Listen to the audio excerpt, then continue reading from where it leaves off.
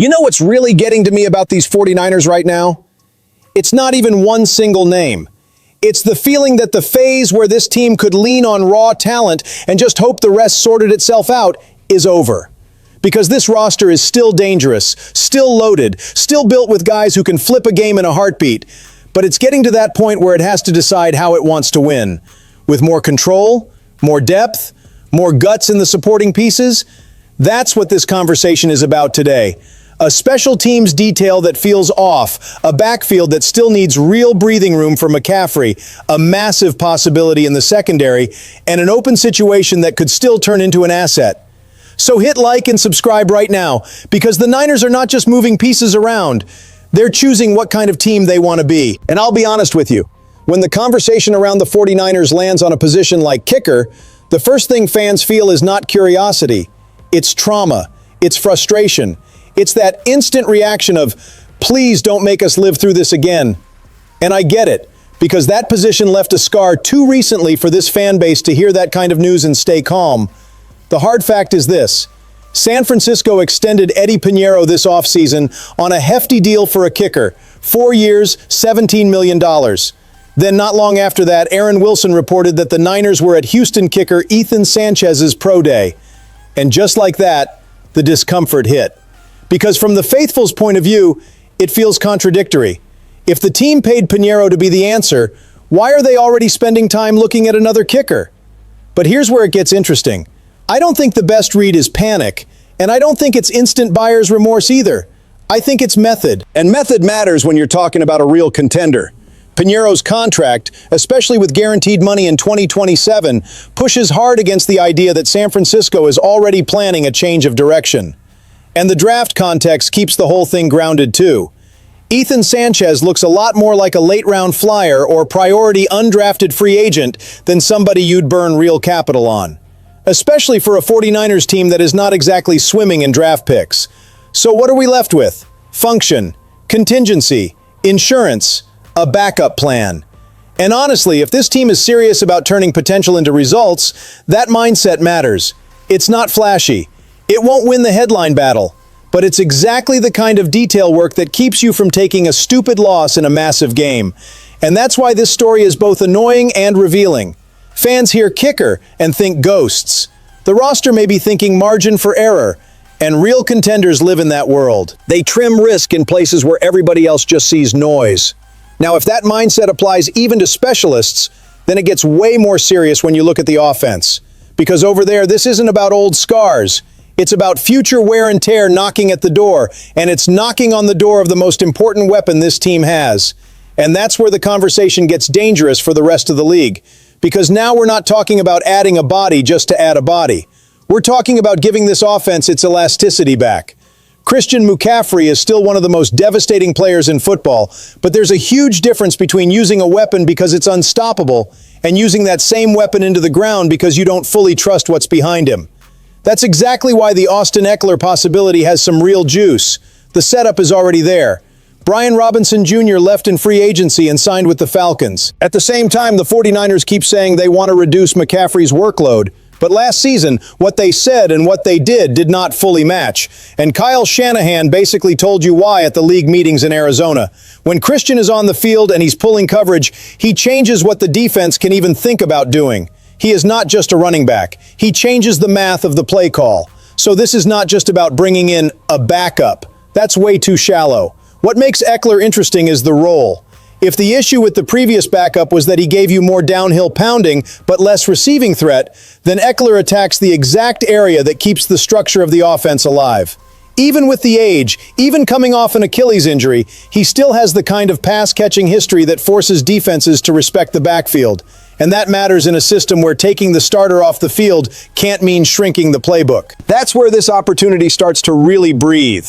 Not because today's Ekeler is the same lightning bolt he was at his peak with the Chargers. He probably isn't. And that reality check matters if you want the take to stay honest. But if the price is manageable, if the role is clear, and if the goal is to lower the wear on McCaffrey without changing the identity of the offense, then it makes a lot of sense. You wouldn't be buying nostalgia. You'd be buying a tool with a very specific purpose.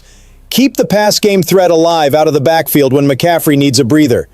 And I like this angle because it avoids the lazy off-season trap. This isn't big name, go get him. This is fit. This is cost. This is real value. This is a veteran who may not need heavy volume to change the way defenses see the 49ers offense when the starter is not out there. But once the conversation leaves functional help and starts brushing up against a piece that could change the shape of the defense itself, the temperature jumps. And it jumps fast. Because now we're not just talking about preserving a star. We're talking about what happens if San Francisco decides to add a presence that changes the feel of the secondary the second he walks in the building. Now hold on, because this is where the scale of the conversation changes. It's one thing to look for maintenance pieces, role pieces, pieces that make the roster cleaner and more stable. It is something completely different to look at Jalen Ramsey and imagine what that name could do for a 49ers defense that already knows how fast a season can go sideways when the secondary loses stability. What exists here first is context. Pittsburgh added Jaquan Brisker and Jamel Dean to the secondary. In theory, that opens the door to possible movement in that room. From there, the speculation starts that Ramsey could become available in some kind of trade setup, even though his contract makes things messy. So let's keep both feet on the ground. There is no done deal, and there is no report saying San Francisco is closing this thing out. What there is, though, is a scenario that's plausible enough to deserve real attention. And why do the 49ers fit into that scenario? Because the need fits the player. Ramsey still brings experience, versatility, and presence. And the most interesting part isn't even just the name itself. It's the multi-role value. Corner, safety, movable chess piece, advanced eyes, big game skin. After all the injury problems this defense dealt with last season, a defender who can slide across multiple jobs stops feeling like a luxury and starts feeling like a stabilizer. And then you get to the other part that really matters here. Raheem Morris. That connection is not made up. They worked together with the Rams, and they had real success together. That changes the tactical imagination of the whole idea. Because this wouldn't just be bring in the star and figure it out later. It would be placing an expensive, experienced veteran into the hands of a coordinator who already understands the package, understands the profile, and knows what he can pull out of him. Now, yes, the breaks are real, and they need to be. Ramsey is not the same physical freak he was at his absolute peak. The contract is heavy, and true blockbuster moves are never simple, especially for a team that still has to think about balance across the roster. But that's exactly why this rumor hits with so much force. If the Niners get involved in something like this, the message is not nostalgia, and it's not marketing. The message is intent, and intent matters. Because at that point, San Francisco would be saying it does not want to just survive with what it already has. It wants to raise the ceiling. It wants to add edge, experience, and flexibility in the exact area that betrayed this team a year ago. But the bigger the name, the more important it becomes to manage the rest of the roster with cold-blooded intelligence. And that's where this story starts getting sharp in a very different way. Because that's exactly where the Brandon Aiyuk situation stops being just a tired soap opera and starts becoming a test of nerve. After talking about contingency, tactical fit in the backfield, and the possibility of a bombshell in the secondary, now you've got a completely different kind of piece in this puzzle. A stuck asset. An uncomfortable one, but still useful if it's handled the right way. What's clear right now is this. The 49ers are not rushing. John Lynch already signaled back in January that Aiyuk has likely played his last snap for the team. Kyle Shanahan doubled down this week by saying it will resolve itself in the right time and that the priority is doing what's best for the Niners. And Matt Barrows added a huge piece of context. San Francisco does not need to force anything before September 1 because the team owes Aiyuk nothing before the option bonus. That changes the board in a big way. Because on one side, there's the temptation to clear the room, kill the noise, and move on. On the other side, there's the competitive logic of not handing a receiver to another NFL team for free just to end the discomfort faster. And honestly, I like that posture. Not because of the drama, not because of the mess, but because it shows the Niners are not volunteering to become a rival's shortcut. Washington adds another interesting layer here. The Adam Peters connection is real. The Aiyuk-Jaden Daniels connection is real. The narrative fit is obvious, but narrative fit does not pay you in draft capital. That's the point. If somebody wants the player before a possible release, then pay for it. If they don't want to pay, San Francisco keeps the clock in its own hands. Now, I want to hear from you, Niners fans. No filter. Would you try to squeeze out any draft pick possible in an Aiyuk trade, or would you hold the line all the way to the limit so you don't hand a gift to a rival? Drop your take in the comments because this one is a real debate. And why is this block so important in the bigger picture?